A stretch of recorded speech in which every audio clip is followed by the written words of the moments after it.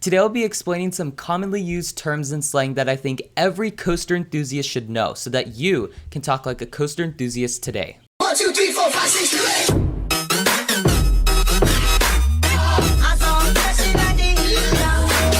Hey guys, and welcome to 808 Coaster Life. If you're new to this channel and you love roller coasters and other theme park related stuff, please consider subscribing for quality coaster entertainment every 1 to 2 weeks. When getting into the coaster community, it may be confusing hearing or reading all of these new terms that aren't frequently used anywhere else, although mostly geared towards newer enthusiasts. It is my hope that this video will help you better understand all of the slang and abbreviations we like to use. Let's start with discussing some general terms.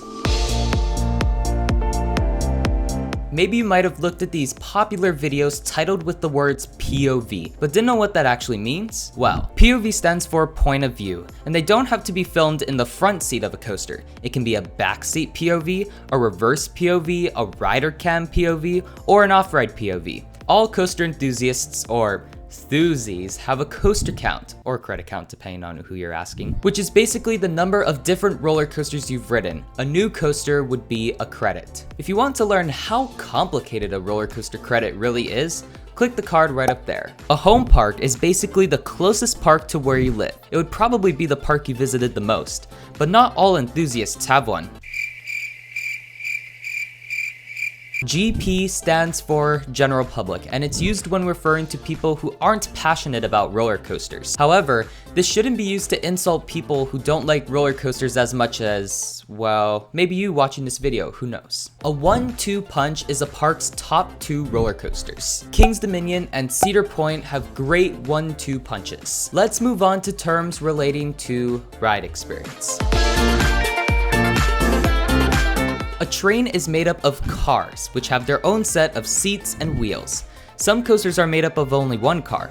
Cars are divided into rows. Some have 1 row, 2 rows, 3 rows, or even 4 rows per car. Rows can be divided into seats. Some trains have 2 seats per row, 4 seats per row, and some have 10, 8, 6, 3, or even 1 seat per row, but that's more rare. But now you know the hierarchy of coaster trains. All Thusies would know that there are 2 main types of roller coaster restraints: lap bars and over-the-shoulder restraints, which are sometimes referred to as OTSR, so if you see someone mention that abbreviation, that's what it means. One thing enthusiasts do not like is when they get stapled on the ride. This is when the restraint comes so far down on you that it's painful to ride. It's like being too safe that it's uncomfortable. But it really depends on the ride operator, or just ride op, whether you'll get stapled or not. Prime ride time is the ride duration from drop or launch to brakes. Some people prefer knowing the prime ride time so that they know how long the real action lasts, as some rides spend 2 or more minutes on a lift hill. Roller coasters consist of different elements, which can be the parts that make up the coaster or the different maneuvers a coaster does. An inversion is any point in the layout where a roller coaster inverts or goes upside down. People sometimes mention the abbreviation MCBR.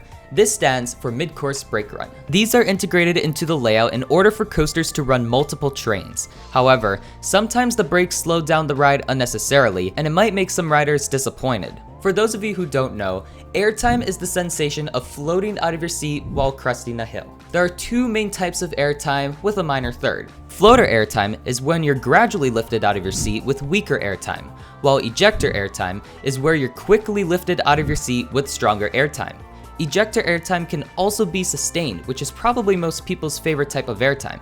Flowjector airtime is a combination of the aforementioned. You get lifted gradually out of your seat with strength in the middle of floater and ejector. If a ride has strong positive G's, which is the sensation of being much heavier than you actually are, the ride is said to be forceful. If you ride any old school B&M invert, you'll know what forcefulness feels like. If there is a variety of strong forces, the ride is said to be intense. If a ride is smooth, it has little to no vibration while going at high speeds. If it has absolutely no vibration, people like to put an adjective before it, like glossy smooth, or butter smooth, or super smooth. If a ride has a vibration to it, it has a rattle. If there's a rattle in just a certain section of the ride, we like to call that a pothole or a rough patch.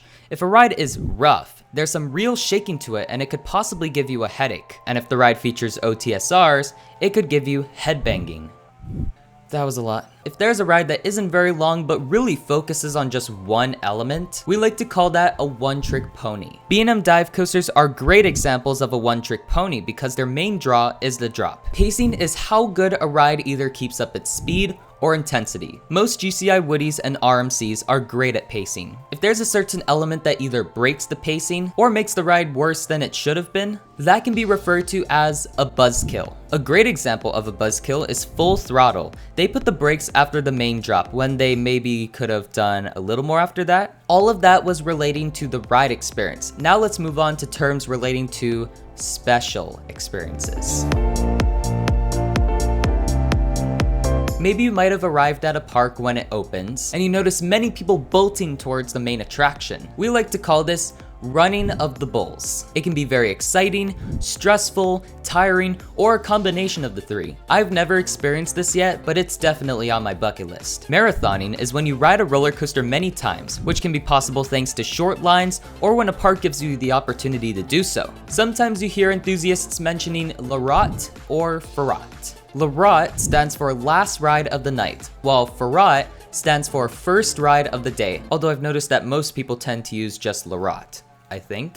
For example, last ride of the night on Beast would be La Rotte Knob, which by the way is a famous night ride. It can get weird like last ride of the night on Hagrid's Magical Creatures Motorbike Adventure, or La Rotte Nachmkma, I guess. ERT stands for exclusive ride time, and a park can offer an extended period of ride time to people who have a specific season pass, or it can be offered at a special coaster enthusiast event like Coaster Stock at Kings Island, Coaster Mania at Cedar Point, or Hollywood Nights at Holiday World. ERT can also be offered to people who stay at a specific hotel near a park. Most of the time, launch coasters can complete its course, but sometimes the launch is not powerful enough to make the coaster complete its course. This is called a rollback, and it's most commonly found on coasters with hydraulic launches such as Top Thrill Dragster at Cedar Point and King Dakar at Six Flags Great Adventure.